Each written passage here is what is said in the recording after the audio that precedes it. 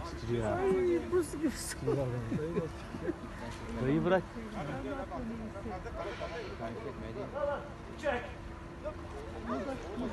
Ay gitti.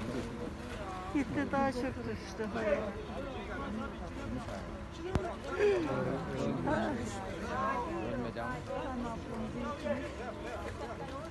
Ulan düşmüş.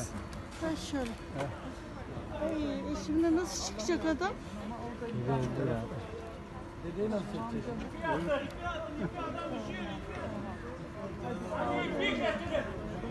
O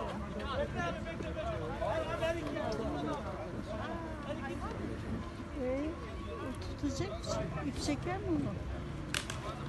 Eyvah. Tarzan gibi.